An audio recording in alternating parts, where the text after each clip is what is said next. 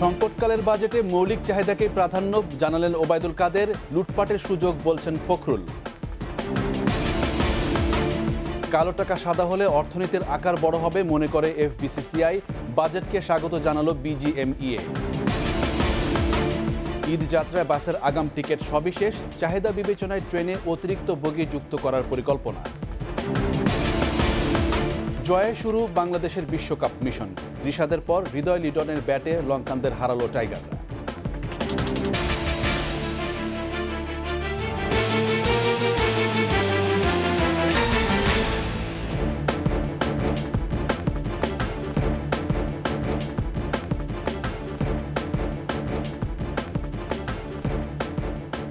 শুনছিলেন first Security Islami bank PLC সংবাদ শিরোনাম। আমন্ত্রণ সন্ধ্যা ৭টার ২১ সংবাদে। সাথে আছি আমি জাবের হোসেন। দর্শক, ২১ টেলিভিশনের সংবাদ একই সাথে সরাসরি দেখতে পাবেন আমাদের ফেসবুক পেজ www.facebook.com/2124 অনলাইনে। অভ্যন্তরীণ ও আন্তর্জাতিক সংকটকালে এ বছরের বাজেট গণমুখী ও বাস্তবসম্মত বলে মন্তব্য করেছেন আওয়ামী লীগ সাধারণ সম্পাদক ওবায়দুল কাদের। প্রায় ৮ লাখ কোটি টাকার বাজেট দিলেও আওয়ামী লীগের অর্থমন্ত্রীদের ভিক্ষার ঝুলি নিয়ে ছুটোছুটি করার নজির নেই বলে দাবি ওবায়দুল কাদেরের। এই বাজেটে মানুষের মৌলিক চাহিদাকে প্রাধান্য দেওয়া হয়েছে বলেও দাবি তার। মাহমুদ হাসানের প্রতিবেদন। গেল ৬ জুন জাতীয় সংসদে ২০২৪-২৫ অর্থ বছরের বাজেট উপস্থাপন করেন অর্থমন্ত্রী। আওয়ামী লীগের কেন্দ্রীয় কার্যালয় বঙ্গবন্ধু এভিনিউয়ে এবারের বাজেট নিয়ে আনুষ্ঠানিক সংবাদ সম্মেলন করেন দলের সাধারণ সম্পাদক ওবায়দুল কাদের। প্রায় ৮ লাখ কোটি টাকার এই বাজেট। এই সময় বলেন, আন্তর্জাতিক সংকটকালে এই বাজেট গণমুখী ও বাস্তবসম্মত। এই বাজেট পরিমিত, বাস্তবসম্মত, গণমুখী, সাহসী বাজেট। বাংলাদেশ আওয়ামী লীগের পক্ষ থেকে আমরা স্বাগত জানাচ্ছি। কালো টাকা সাদা করার ব্যাখ্যাও দেন আওয়ামী লীগ সাধারণ সম্পাদক। অনেকের হাতে গোপন টাকা উদ্ধার করতে বাজেটে কালো টাকা সাদা করার সুযোগ আছে। এই সুযোগ দানের মাধ্যমে অর্থ উপার্জনের ক্ষেত্রে অন্যায় অবৈধ কাজের শাস্তি মওকুফের সুযোগ নেই। সাংবাদিকদের এক প্রশ্নের জবাবে ওবায়দুল কাদের বলেন, ৫ বার দুর্নীতির বিশ্ব চ্যাম্পিয়ন বিএনপি দুর্নীতির বিরুদ্ধে আন্দোলন করা বছরের সেরা কৌতুক। বিএনপি আজকে বড় বড় কথা বলে, অর্থ পাচারের কথা বলে, কালো টাকার কথা বলে, দেশকে গিলিয়ে খাওয়ার কথা বলে। এখন তাদের বাজেট সর্বশেষ ছিল ৬৮,০০০ কোটি টাকা। তারপরও বাজেটের আগে সাইফুর রহমানকে বিশ্বের অর্থনীতির বিভিন্ন ফোরামে, প্যারিসের কনসোর্টিয়াম বৈঠকে দৌড়াতে হয়েছিল ভিক্ষা ঝুলি নিয়ে। সব চ্যালেঞ্জ অতিক্রম করে আওয়ামী লীগ দেশকে উন্নয়নের শিখরে নিয়ে গেছে জানিয়ে আরও বলেন, শীঘ্রই দ্রব্যমূল্য কমিয়ে আনবে সরকার। দ্রব্যমূল্য নিয়ন্ত্রণে আনা। মাহমুদ হাসান, ২১ টেলিভিশন, ঢাকা। এদিকে ২০২৪-২৫ অর্থ বছরের বাজেটকে রাঘব বোয়ালদের লুটের বাজেট বলে মন্তব্য করেছেন বিএনপির মহাসচিব মির্জা ফখরুল ইসলাম আলমগীর। জাতীয় প্রেস ক্লাবে জাতীয় সমাজতান্ত্রিক দলের আলোচনা সভায় মির্জা ফখরুল বলেন, দেশ এখন ভয়ঙ্কর সংকটের মধ্যে রয়েছে। দেশে গণতান্ত্রিক ব্যবস্থা ফিরিয়ে আনাই সবচেয়ে বড় চ্যালেঞ্জ উল্লেখ করে ফখরুল বলেন, দেশের ভবিষ্যৎ এখন ধ্বংসের মুখে। ১৫% কর দিয়ে কালো টাকা সাদা করা দুর্নীতিবাজদের ধরার টোপ হাস্যকর বলে মন্তব্য করেন বিএনপি মহাসচিব। যারা আপনার অর্থনৈতিক বিশ্লেষক তারা বলছেন যে এটা আপনার শুধুমাত্র ক্ষতি ছাড়া আর কিছু করবে না। যেখানে সবচেয়ে বড় সংকট এখন সাধারণ মানুষের জন্য ইনফ্লেশন, দ্রব্যমূল্যের এত বেশি বেড়ে গেছে যেটা সাধারণ মানুষের কাছে সহনীয় হচ্ছে না। প্রস্তাবিত বাজেটে কালো টাকা সাদা করার সুযোগের ফলে অর্থনীতির আকার বড় হবে বলে মন্তব্য করেছেন এফবিসিসিআই সভাপতি। মূল্যস্ফীতির লক্ষ্যমাত্রা অর্জন চ্যালেঞ্জ হবে জানিয়ে রাজস্ব বিভাগের সংস্কার দাবি করে কর ন্যায়পাল নিয়োগের পরামর্শ দেন শীর্ষ এই ব্যবসায়ী নেতা। ব্যাংক ব্যবস্থা থেকে ১,৩৭,০০০ কোটি টাকার ঋণ নিলে বেসরকারি বিনিয়োগ ব্যাহত হবে বলেও মনে করে এফবিসিসিআই। তৌহিদুর রহমানের রিপোর্ট। প্রস্তাবিত বাজেট নিয়ে ব্যবসায়ীদের শীর্ষ সংগঠন এফবিসিসিআই এর সংবাদ সম্মেলন। লিখিত বক্তব্যে এফবিসিসিআই এর সভাপতি প্রস্তাবিত বাজেটকে ব্যবসা বান্ধব বলে মন্তব্য করেন। ব্যাংক ব্যবস্থা থেকে অতিরিক্ত ঋণ নেওয়া চ্যালেঞ্জ হবে বলে মনে করেন এই ব্যবসায়ী নেতা। কথা বলেন মূল্যস্ফীতি নিয়েও। মূল্যস্ফীতির লক্ষ্যমাত্রা নির্ধারণ করা হয়েছিল 6.5%, কিন্তু চলতি বছরে মে মাসে মূল্যস্ফীতি দাঁড়িয়েছে 9.89%। এই মূল্যস্ফীতির হারকে কমিয়ে এনে লক্ষ্যমাত্রা অর্জন করা একটি বিশাল চ্যালেঞ্জ বলে আমরা মনে করি। শেয়ার বাজারে তালিকাভুক্ত এবং অতালিকাভুক্ত কোম্পানির ট্যাক্স হার কমানো ইতিবাচক মন্তব্য করে অর্থনৈতিক অঞ্চলে মূলধনী যন্ত্রাংশ আমদানির শুল্ক সুবিধা আরও 10 বছর বহাল রাখার তাগিদ দেন। মূল্যস্ফীতি নিয়ন্ত্রণ এবং কর্মসংস্থান সৃষ্টিতে নতুন বড় প্রকল্প না নেয়ার পরামর্শ তার। ইনফ্রাস্ট্রাকচার তো অনেক ডেভেলপ, কিন্তু সেই হিসাবে আমাদের ব্যবসাটা তো আমাদের ডেভেলপ করতে হবে। কাজে এই মুহূর্তে যদি বড় প্রজেক্ট না নিয়ে যে ব্যয় সংকোচন করতে বলছি, ওই জায়গায় আমরা যেন বড় প্রজেক্ট না নিয়ে একটু দেখে শুনে প্রজেক্ট নেয়। অপ্রদূষিত অর্থ মূল অর্থনীতিতে আনার সুযোগ থাকলে দেশের উন্নয়ন হবে বলেও মনে করে এফবিসিসিআই সভাপতি। আমাদের ইনফর্মাল মার্কেটটা অনেক বড়, ফর্মাল মার্কেট থেকে ইনফর্মাল মার্কেট অনেক বড়। এই ইনফর্মাল মার্কেটের টাকাটা যেন এখানে আসে, এখানে যেন কোনো অপরাধমূলক কোনো কাজ করে সেই টাকা যেন এখানে না আসে, সেটার জন্য আমাদের অবজেকশন আছে। এবং এই বছর যে টাকাটা হোয়াইট করবে, পরের বছর কিন্তু সে আবার কিন্তু এই জালে আসলো। এনবিআর এর সংস্কারের দাবিও জানান দেশের শীর্ষ ব্যবসায়ী সংগঠনের এই নেতা। উনি যদি অর্ডার দেয়, উনি যদি আবার ওটা বিচার করে, তাহলে তো আমি আর বিচারটা কোথায় পাবো? এই জন্য আমরা কর নিয়ে ফেলার কথা বলছি। তৌহিদুর রহমান, 21 টেলিভিশন, ঢাকা। বাজেটে মূল্যস্ফীতির যে লক্ষ্যমাত্রা ধরা হয়েছে তা অর্জন হবে না বলে মনে করছে বেসরকারি গবেষণা সংস্থা সানেম। একই সঙ্গে অপ্রদর্শিত অর্থ কর দিয়ে সাদা করার সিদ্ধান্তের বিপক্ষে সংস্থাটি। এদিকে বাজেটকে স্বাগত জানিয়ে নীতি সহায়তা অব্যাহত রাখার দাবি জানিয়েছে তৈরি পোশাক খাতের 3 সংগঠন বিজিএমইএ, বিকেএমইএ ও বিটিএমএ। তবে রপ্তানিতে উৎসে কর কমানোর দাবি সংগঠনগুলোর। মেহেদী হাসানের রিপোর্ট। প্রস্তাবিত বাজেটের উপর আনুষ্ঠানিক প্রতিক্রিয়া জানাতে বেসরকারি গবেষণা প্রতিষ্ঠান সানেমের সংবাদ সম্মেলন। যেটা আসলে মধ্যবিত্তকে কিছুটা স্বস্তি দিতে পারত, কিন্তু সেটা আমরা দেখিনি। বাজেট বিশ্লেষণ করে সংস্থাটি বলছে, প্রকলিত মূল্যস্ফীতি, প্রবৃদ্ধি ও ব্যক্তিখাতে বিনিয়োগের লক্ষ্যমাত্রা অর্জন সম্ভব হবে না। আর মূল্যস্ফীতি বিদ্যমান পর্যায়ে উঠেছে ব্যাংকের সুদহারকে 6 এবং 9% মধ্যে দীর্ঘদিন বেঁধে রাখার মতো অদূরদর্শী সিদ্ধান্তের কারণে।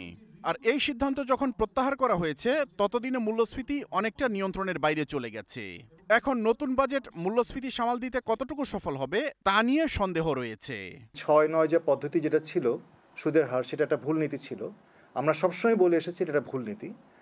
যখন এটা এক ধরনের একটা উপলব্ধি হলো, তখন কিন্তু চেষ্টা করা হয়েছে যে এটাকে এক ধরনের একটা মার্কেট বেসড রেটের সাথে সঙ্গতিপূর্ণ করা। যেই সময়টায় হয়তো সুদের হার বাড়ানোর একটা মূল উদ্দেশ্য তো হচ্ছে ডিমান্ডকে কন্ট্রাক্ট করা। সেই ডিমান্ডটা যদি কন্ট্রাক্ট করার যে একটা এফেক্ট আমরা পেতাম, এটা এত দেরি করে সুদের হার বাড়ানো হয়েছে, বাই দ্যাট টাইম তাদের ডিমান্ড অলরেডি কন্ট্রাক্টেড। এদিকে বাজেট নিয়ে সংবাদ সম্মেলন করে আনুষ্ঠানিক প্রতিক্রিয়া দিয়েছে তৈরি পোশাক খাতের 3 সংগঠন বিজিএমইএ, বিকেএমইএ এবং বিটিএমএ। বাজেটকে স্বাগত জানালেও রপ্তানিতে উৎসে কর না কমানোই হতাশা প্রকাশ করেছে সংগঠনগুলোর নেতারা। পাশাপাশি নীতি সহায়তা অব্যাহত রাখার দাবিও পোশাক ও বস্ত্র খাতের এই 3 সংগঠনের। বাজেটে পোশাক শিল্পের জন্য সহায়ক কিছু নীতি সহায়তা থাকবে, বিশেষ করে উৎস কর 0.5% এ নামিয়ে আনা এবং এটিকে চূড়ান্ত কর আদায় হিসাবে গণ্য করা বিষয়ে আমাদের গভীর প্রত্যাশা ছিল এবং আছে এখনো। যদি এআইটি নেওয়া হয় তাহলে অবশ্যই রিটার্ন এবং সমন্বয়ের ব্যবস্থা রাখতে হবে। আদারওয়াইজ এটাকে 0.5% করে আগামী 5 বছরের জন্য চূড়ান্ত করা দায় হিসেবে সেইভাবে এটাকে দেওয়ার জন্য আমরা বলেছি। প্রস্তাবিত বাজেট ব্যবসা বান্ধব হয়েছে কিনা এমন প্রশ্নের সরাসরি জবাব এড়িয়ে যান তৈরি পোশাক খাতের নেতারা। অর্থনৈতিক অঞ্চল, শিল্প অঞ্চলের বাইরে বিনিয়োগ করার জন্য আরও 5 বছর যেন সময় বেঁধে দেয়। মেহেদী হাসান, 21 টেলিভিশন, ঢাকা। মূল্যস্ফীতি কমাতে স্বল্প, মধ্য ও দীর্ঘমেয়াদী পরিকল্পনার তাগিদ দিয়েছেন বিশেষজ্ঞরা। বাজেটকে স্বাগত জানিয়ে তারা বলেন, কৃচ্ছ্রতা সাধনের চেষ্টা করা হলেও এই বাজেট শিল্প বান্ধব। বাংলাদেশ উন্নয়ন গবেষণা প্রতিষ্ঠান BIDS এর বাজেট নিয়ে সেমিনারে বক্তারা বলেন, অর্থনৈতিক স্থিতিশীলতার জন্য জ্বালানি খাতের অদক্ষতা কমিয়ে স্বল্প মূল্যে জ্বালানি সংগ্রহ করা, রিজার্ভ ও FDI বাড়ানো, রাজস্ব বোর্ডের দক্ষতা বাড়ানো সহ বেশ কিছু ইতিবাচক পদক্ষেপ নিতে হবে। এছাড়া বাজেটে শিক্ষার গুণগত মান নিশ্চিতে পদক্ষেপ নেওয়ার তাগিদ দিয়ে চাকরির বাজারে বহুমাত্রিক দক্ষতা বৃদ্ধিতে কাজ করার পরামর্শ দেন বিশেষজ্ঞরা। চরাঞ্চল, হাওর সহ পিছিয়ে পড়া জনগোষ্ঠীকে গুণগত শিক্ষায় অন্তর্ভুক্ত করার উপরও জোর দেন তারা।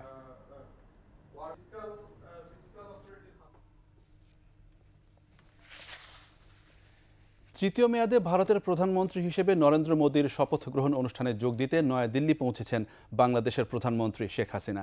প্রধানমন্ত্রী ও তার সফর সঙ্গীদের বহনকারী বাংলাদেশ বিমানের বিশেষ ফ্লাইটটি দিল্লি সময় বেলা 11:51 পালাম এয়ারফোর্স স্টেশনে অবতরণ করে। বিমানবন্দরে প্রধানমন্ত্রী শেখ হাসিনাকে একটি উচ্চ পর্যায়ের ভারতীয় প্রতিনিধি দল এবং ভারতে বাংলাদেশের হাইকমিশনার মুস্তাফিজুর রহমান অভ্যর্থনা জানান। রোববার সন্ধ্যায় রাষ্ট্রপতি ভবনে শপথ গ্রহণ অনুষ্ঠানের পর নরেন্দ্র মোদীর সঙ্গে একান্ত বৈঠক করবেন প্রধানমন্ত্রী শেখ হাসিনা।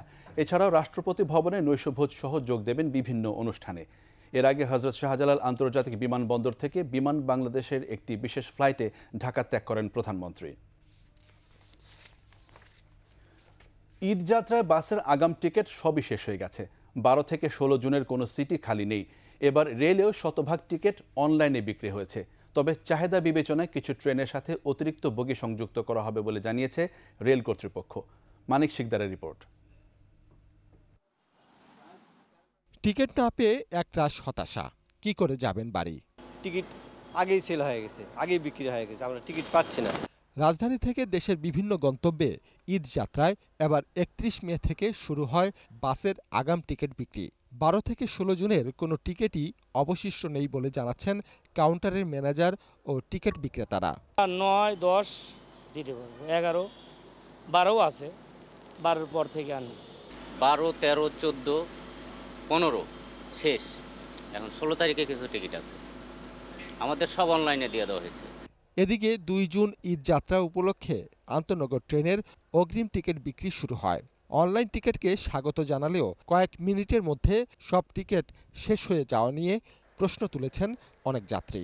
অনলাইনে যে 8টার সময় ঢোকা হচ্ছে, 8টা 5, 6-এর ভিতরে সম্পূর্ণ টিকিট উধাও হয়ে যায়, এটা কিভাবে সম্ভব? অনেক সময় পাই, অনেক সময় পাই না। রেলওয়ে কর্তৃপক্ষ বলছে প্রতিদিন 33,000 টিকিটের বিপরীতে চাহিদা কয়েক লাখ। সে কারণেই টিকিটও দ্রুত শেষ হচ্ছে। কারণ এই এবারে যে আমাদের প্রতিদিনই প্রায় আপনার 1 কোটির উপরে হিট করেছে, কোনো দিন 2 কোটিও ছাড়িয়ে গেছে সারাদিনে। তো আমাদের সার্ভারে এই হিটে আপনার বোঝা যাচ্ছে যে চাহিদাটা ব্যাপক। তো আপনার চাহিদা যতই ব্যাপক থাকুক বা চাহিদা যতই বেশি থাকুক না কেন, আমাদের আসন সংখ্যা কিন্তু নির্দিষ্ট। তো আমরা ইচ্ছে করলে আপনার 33,500 বাইরে কোনো টিকিট বিক্রি পাই না। যাত্রীর চাপ সামাল দিতে বিভিন্ন রুটের ট্রেনে অতিরিক্ত একাধিক বগি সংযুক্ত করার পরিকল্পনাও আছে রেল কর্তৃপক্ষের। কোনো রুটে আন্তনগর ট্রেনের 1-2 করে এক্সট্রা কোচ সংযোজন করা হয়। এছাড়া এবার 10 জোড়া বিশেষ ট্রেনও চলবে। মানিক শিকদার, 21 টেলিভিশন, ঢাকা। দেশের অভ্যন্তরে মৌসুমী বায়ু প্রবেশ করলেও সারা দেশে বর্ষার বৃষ্টি শুরু হতে আরও 3 থেকে 4 দিন সময় লাগবে বলে জানিয়েছে আবহাওয়া অফিস। বাতাসে জলীয় বাষ্পের কারণে সারা দেশে ভ্যাপসা গরম অনুভূত হচ্ছে। এছাড়া চুয়াডাঙ্গা, রাজশাহী, ফরিদপুর সহ অনেক জেলাতে মৃদু থেকে মাঝারি তাপপ্রবাহ বয়ে যাচ্ছে, যা আরও কয়েকদিন অব্যাহত থাকবে। আবহাওয়া অফিস বলছে সারা দেশে বৃষ্টিপাত শুরু হলে গরম সহনীয় পর্যায়ে এবং তাপমাত্রা কমে আসবে। তবে দেশের উত্তরাঞ্চলের বেশিরভাগ জায়গা এবং চট্টগ্রাম বিভাগের অনেক জেলায় বৃষ্টিপাত শুরু হয়েছে বলে জানিয়েছে আবহাওয়া অফিস। বৃষ্টিপাত আসলে দেশের উত্তরাঞ্চলের বৃষ্টিপাতের ইয়েটা বেশি দেখা যাচ্ছে। তবে হয়তো আগামী 3-4 দিন পরে হয়তো বৃষ্টিপাতের প্রবণতা কিছুটা বাড়তে পারে, অর্থাৎ 4 দিন পরে হয়তো বৃষ্টিপাতের প্রবণতা কিছুটা বাড়তে পারে। সেক্ষেত্রে সারা দেশে কম বেশি বৃষ্টিপাত হবে এবং এই তাপপ্রবাহের যে অবস্থা আছে বা যেটা অস্বস্তিকর অবস্থা আছে তখন সেটা কেটে যাবে বৃষ্টিপাত শুরু হওয়ার পর। নিচ্ছি সংবাদ বিরতি। যখন ফিরছি তখন অন্যান্য খবরের সঙ্গে আরও থাকবে। সেবার নামে প্রতারণার বিরুদ্ধে সজাগ থাকার তাগিদ রাষ্ট্রপতির। সুখী সমৃদ্ধ দেশ গড়তে একসাথে কাজ করার আহ্বান। রাজধানীর 4টি খাল ঘিরে ব্যাপক উন্নয়ন পরিকল্পনা, সৌন্দর্য বর্ধন সহ প্রকল্প বাস্তবায়নে 898 কোটি টাকা বরাদ্দ। আবার আমন্ত্রণ সন্ধ্যা 7টার 21 সংবাদে। মানব সেবার নাম করে কেউ যেন ব্যবসা করতে না পারে সে বিষয়ে সবাইকে সজাগ থাকার আহ্বান জানিয়েছেন রাষ্ট্রপতি মোহাম্মদ শাহাবুদ্দিন। বলেছেন, কিছু ভুঁইফোঁড় প্রতিষ্ঠান সেবার নামে মানুষের সাথে প্রতারণা করছে। সুখী, সমৃদ্ধ, স্বনির্ভর বাংলাদেশ গড়তে সবাইকে একসাথে কাজ করার তাগিদ দেন রাষ্ট্রপ্রধান। বিস্তারিত জানাচ্ছেন ফারজানা শোভা। লায়ন্স ইন্টারন্যাশনাল মাল্টিপল ডিস্ট্রিক্ট 315 বাংলাদেশের 37তম বার্ষিক সম্মেলনের উদ্বোধনী অনুষ্ঠানে যোগ দেন রাষ্ট্রপতি মোহাম্মদ শাহাবুদ্দিন। সংগঠনের বিশেষ স্মারক উন্মোচনের পর রাষ্ট্রপ্রধানকে বিশেষ সম্মাননা জানানো হয়। আনুষ্ঠানিকতা শেষে রাষ্ট্রপতি বলেন, নিজ নিজ অবস্থান থেকে অর্পিত দায়িত্ব যথাযথ পালনের মাধ্যমে দেশকে কাঙ্ক্ষিত উন্নয়নের পর্যায়ে নিয়ে যেতে সবাইকে একযোগে কাজ করতে হবে। দেশের আর্থসামাজিক উন্নয়ন, বিশেষ করে শিক্ষা, স্বাস্থ্য, পরিবেশ, জলবায়ু, স্যানিটেশন, প্রজনন, স্বাস্থ্য ইত্যাদি ক্ষেত্রে আপনাদের কাজ করার পর্যাপ্ত সুযোগ ও সামর্থ্য দুটোই আছে। সমাজের সচ্ছল নেতৃস্থানীয় ব্যক্তি হিসাবে আপনারা এসব জনকল্যাণমূলক কাজে সম্পৃক্ত হলে আত্মমানবতার সেবার পাশাপাশি দেশের সার্বিক উন্নয়ন ও অগ্রযাত্রা ত্বরান্বিত হবে। মানব সেবার আড়ালে যে কোনো প্রতারণা ও ব্যবসার বিরুদ্ধে সচেতন হওয়ার আহ্বান জানান তিনি। আজকাল মানব সেবার নামে কিছু ভুঁইফোঁড় প্রতিষ্ঠান মানুষের সাথে প্রতারণা করে, মানব সেবাকে অর্থ কামানোর হাতিয়ার হিসেবে ব্যবহার করে থাকে। আমাদের সেবার উদ্দেশ্য এক দেশে গণতন্ত্র ও সুশাসন প্রতিষ্ঠার পাশাপাশি সুখী, সমৃদ্ধ ও স্বনির্ভর বাংলাদেশ গড়ে তোলা, মুক্তিযুদ্ধ ও স্বাধীনতার চেতনাকে সবার মাঝে ছড়িয়ে দেওয়া।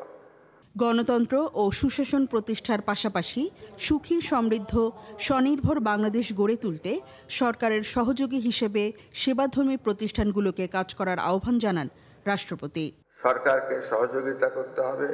ফারজানা শোভা, 21 টেলিভিশন, ঢাকা। দেশে মামলা নিষ্পত্তির জটিলতাগুলো সমাধানের চেষ্টা চলছে বলে জানিয়েছেন প্রধান বিচারপতি ওবায়দুল হাসান। দুপুরে সুপ্রিম কোর্ট অডিটোরিয়ামে 2 দিনব্যাপী আন্তর্জাতিক সম্মেলনের দ্বিতীয় দিনের প্রথম সেশনে একথা বলেন প্রধান বিচারপতি। অনুষ্ঠানে অংশ নিয়ে আইনমন্ত্রী বলেন, দক্ষিণ এশীয় বিচার ব্যবস্থায় এই সম্মেলন গুরুত্বপূর্ণ। এটি বৃহত্তর সহযোগিতার ভিত্তি স্থাপন করবে। এ সময় ভুটান হাইকোর্টের বিচারপতি দেশটির বিচার ব্যবস্থার চিত্র তুলে ধরেন। একই সাথে চ্যালেঞ্জগুলোর কথা জানিয়ে বলেন, এমন কর্মশালা এশীয় দেশগুলোর জন্য সহায়ক হবে।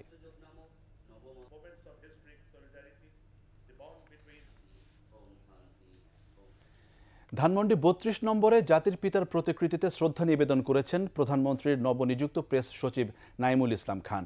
এ সময় তার সাথে ছিলেন প্রধানমন্ত্রীর প্রেস উইংয়ের সদস্যরা। গতকালই সিনিয়র সাংবাদিক নাইমুল ইসলাম খানকে প্রধানমন্ত্রীর প্রেস সচিব হিসেবে নিয়োগ দিয়ে প্রজ্ঞাপন জারি করা হয়। নাইমুল ইসলাম খান দৈনিক আমাদের নতুন সময়ের ইমেরিটাস সম্পাদক ছিলেন। শ্রদ্ধা নিবেদন শেষে বলেন, তার ওপর অর্পিত দায়িত্ব নিষ্ঠার সাথে পালনের চেষ্টা করবেন।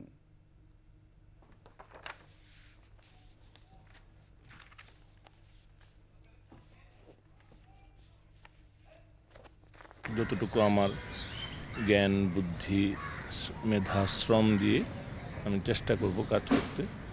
বাংলাদেশের মানুষ, বাংলাদেশের সামগ্রিক কল্যাণ এবং উন্নয়নে মাননীয় প্রধানমন্ত্রী যেভাবে কাজ করছেন সেটা দেশে বিদেশে মিডিয়ায় এবং সাধারণ মানুষের কাছে পুরোপুরি উজ্জ্বলভাবে যেন পৌঁছায়, সেই জায়গাটাতে আমার যেটুকু এক্সপিরিয়েন্স মিডিয়াতে কাজ করার সেটা কাজে লাগিয়ে আমি আমার সাধ্যমতো চেষ্টা করি।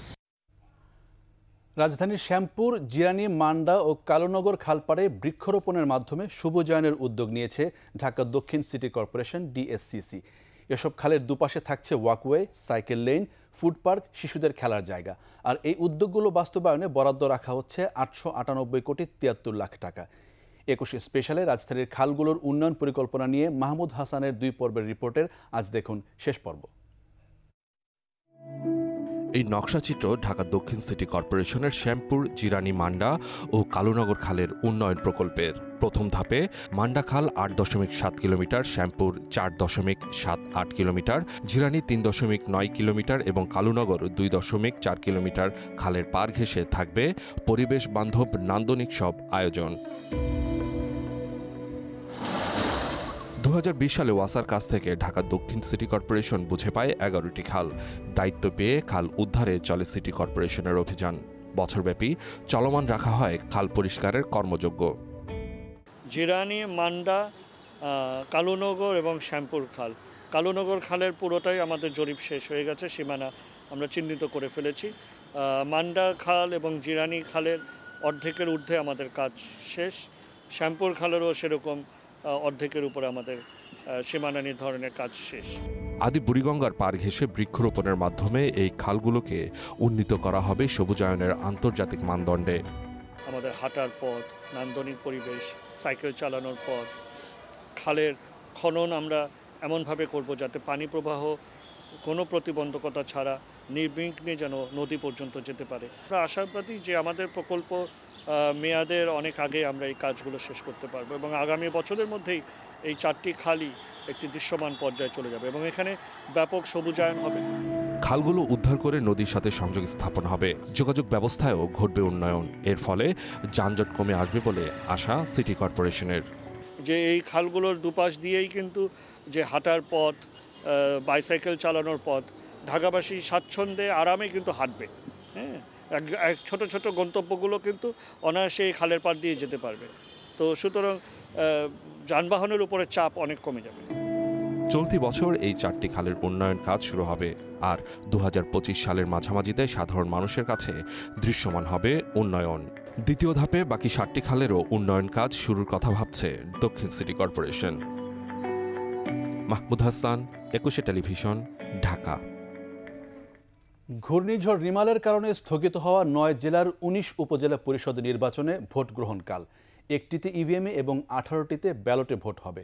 চেয়ারম্যান পদে 19 উপজেলায় 119 জন, ভাইস চেয়ারম্যান পদে 132 জন এবং মহিলা ভাইস চেয়ারম্যান পদে 79 জন মিলে মোট 330 জন প্রার্থী প্রতিদ্বন্দ্বিতা করছেন। সকাল থেকে ভোট কেন্দ্রগুলোতে নির্বাচনের সরঞ্জাম পাঠানো হয়। নির্বাচনের পরিবেশ নিয়ন্ত্রণে রাখতে মাঠে নামানো হয়েছে র্যাব, বিজিবি, পুলিশ সহ অন্যান্য আইন শৃঙ্খলা রক্ষাকারী বাহিনীর সদস্যদের। রয়েছেন বিচারিক এবং নির্বাহী ম্যাজিস্ট্রেটরাও। তৃতীয় ধাপে এসব উপজেলায় ভোট ঘূর্ণিঝড় রিমালের কারণে স্থগিত হয়েছিল।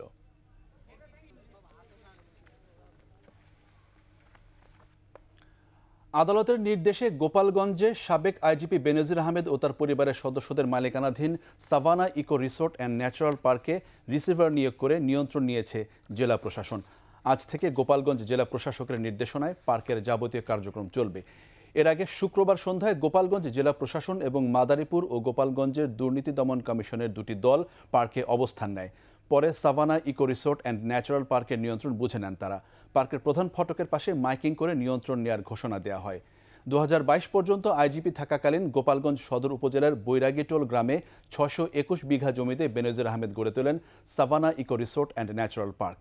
এই রিসোর্টটি করার সময় হিন্দু সম্প্রদায়কে ভয় দেখিয়ে এবং নানা কৌশলে জমি কেনা হলেও অনেক জমি দখল করা হয়েছে বলে অভিযোগ রয়েছে।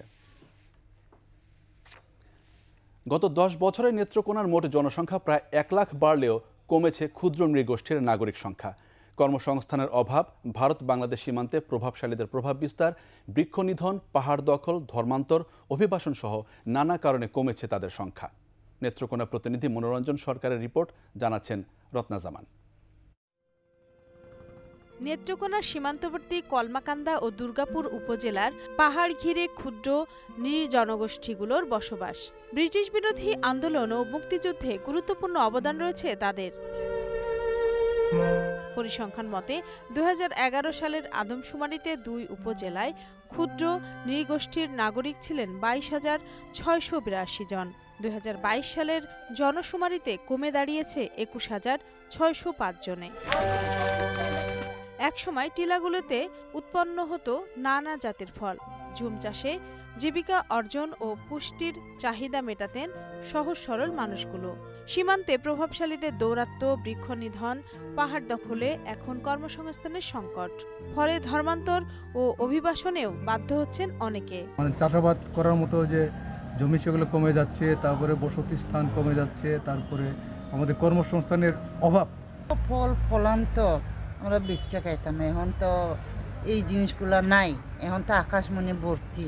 গারোরা দলিল কি, ওই খারিজ কি, এগুলো তারা বোঝে না, কারণ তাদের এটা কখনো প্রয়োজন পড়তো না। কিন্তু বিভিন্ন সময় যে দেশের যে রাজনৈতিক উত্থান পতন বা যে আইনের পরিবর্তন হয়েছে, এটা তাদের কাছে মেসেজগুলো পৌঁছায় না।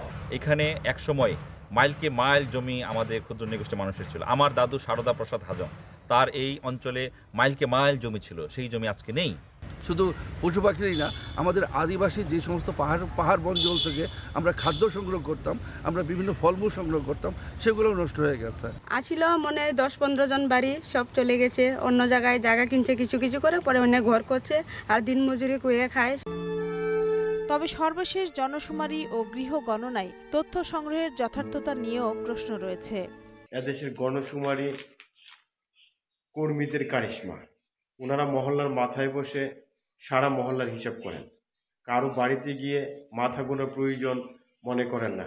পাহাড়ের যে সম্পদ আছে, যার দ্বারা তারা ঐতিহাসিক বা ঐতিহ্যগতভাবে জীবন ধারণ করে আসছে, সেই জীবন ধারণের উপর আমাদের সহযোগীমূলক দৃষ্টিভঙ্গি থাকতে হবে। সে সময় যিনি যেখানে ছিলেন তাকে সেখানে গণনা করা হয়েছে দাবি পরিসংখ্যান কার্যালয়ের। যাকে যেখানে পাইছি ওই রাত্রে তাকে আমরা ওখানে গণনা করেছি। কি কারণে জনসংখ্যা কমছে এটা তো পরিসংখ্যান ব্যুরো আমরা বলতে পারবো না। বিষয়টি গভীরভাবে পর্যবেক্ষণ করা হচ্ছে, প্রয়োজনে পরিকল্পনা নেয়ার আশ্বাস জেলা প্রশাসনের। এদের জন্য সরকার থেকে গৃহ নির্মাণ করে দেওয়া হচ্ছে এবং অন্যান্য যে সুবিধা, লেখাপড়ার জন্য উপবৃত্তি এবং বাইসাইকেল সহ অন্যান্য সুযোগ সুবিধা দেওয়া হচ্ছে।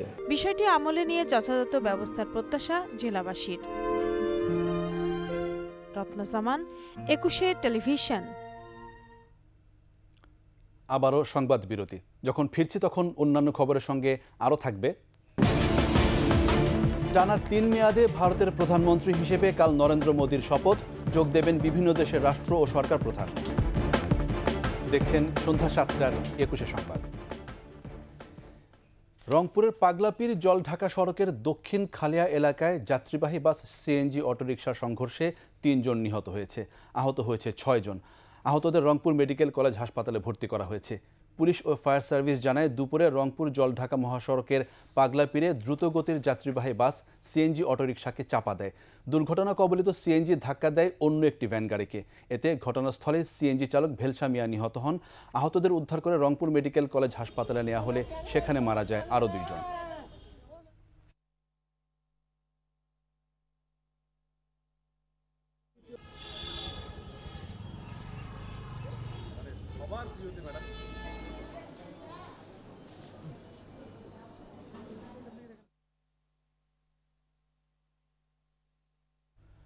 প্রধানমন্ত্রীর অঙ্গীকার বাস্তবায়নে 10 জুন মেহেরপুরে 160টি ভূমি ও গৃহহীন পরিবারকে জমি ও ঘর প্রদান করা হবে।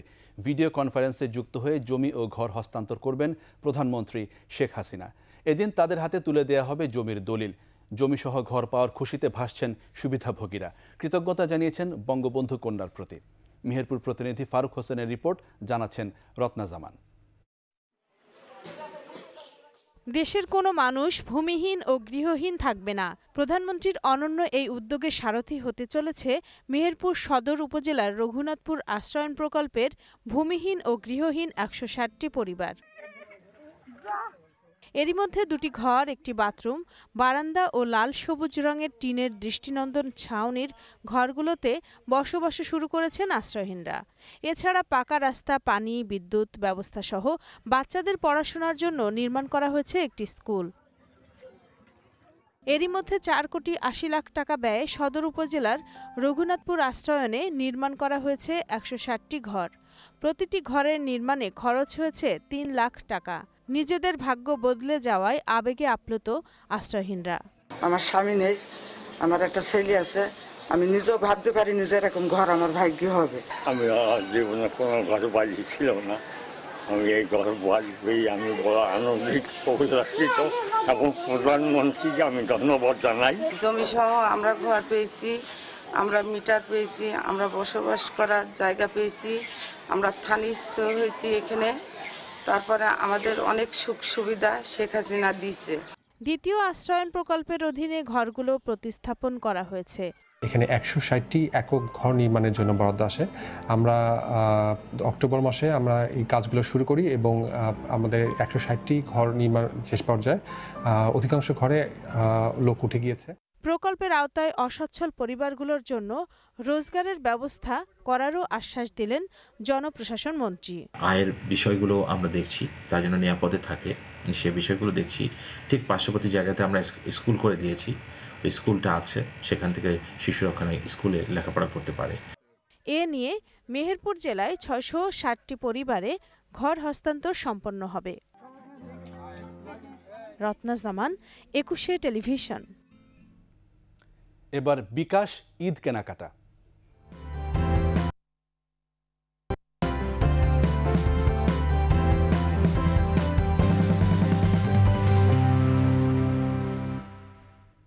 অতিথি পরায়ণতার মতো গল্প আড্ডাতেও বাঙালির জুড়ি মেলা ভার। বিশেষ কোনো উপলক্ষ ছাড়াই একই জায়গায় বসে এদেশের মানুষ ঘন্টার পর ঘন্টা আড্ডা দিতে পারেন, সাথে এটা সেটা খাওয়া চলতেই থাকে। আড্ডার আমেজে খাওয়া দাওয়াকে আরও সহজ করতে ঈদ উপলক্ষে বিকাশ দিচ্ছে ইনস্ট্যান্ট ক্যাশব্যাক অফার। পার্থ সারথীর রিপোর্ট।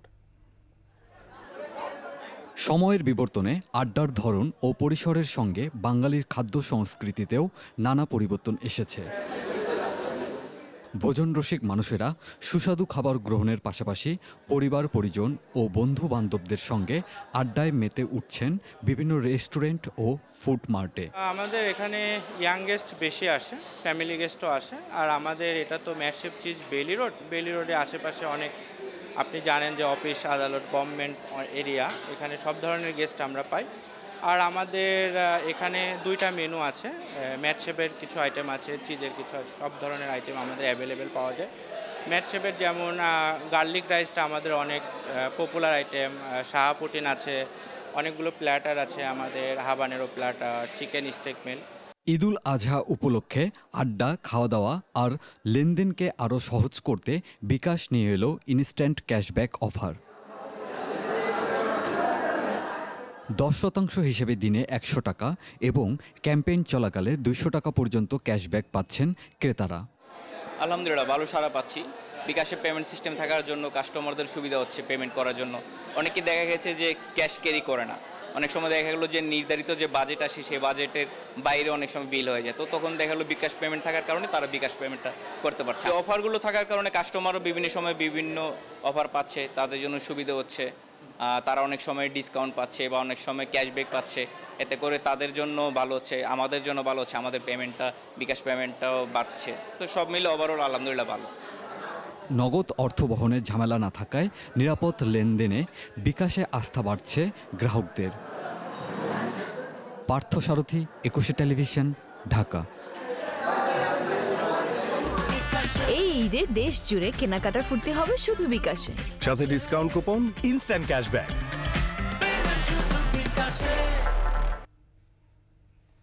এবার বাণিজ্য সংবাদ।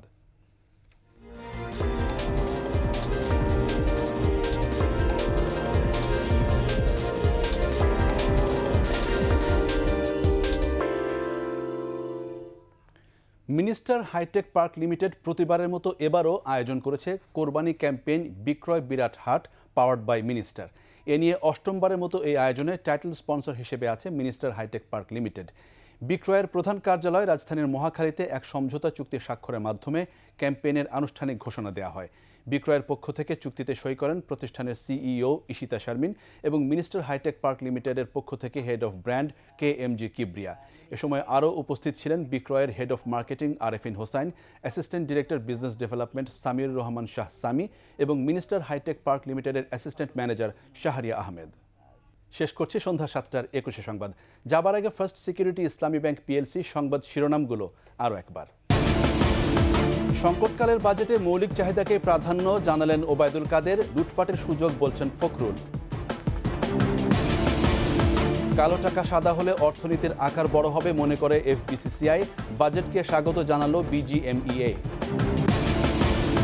ঈদযাত্রায় বাসের আগাম টিকিট সবিশেষ, চাহিদা বিবেচনায় ট্রেনে অতিরিক্ত বগি যুক্ত করার পরিকল্পনা। জয়ে শুরু বাংলাদেশের বিশ্বকাপ মিশন, রিশাদের পর হৃদয় লিডনের ব্যাটে লঙ্কানদের হারালো টাইগাররা।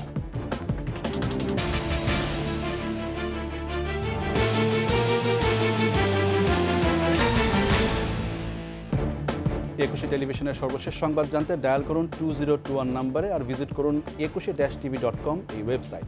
এছাড়া ফেসবুকে ভিজিট করতে পারেন facebook.com/2124 অনলাইনে। এতক্ষণ সাথে থাকার জন্য ধন্যবাদ। পরবর্তী সংবাদ রাত 9টায় দেখার আমন্ত্রণ রইল।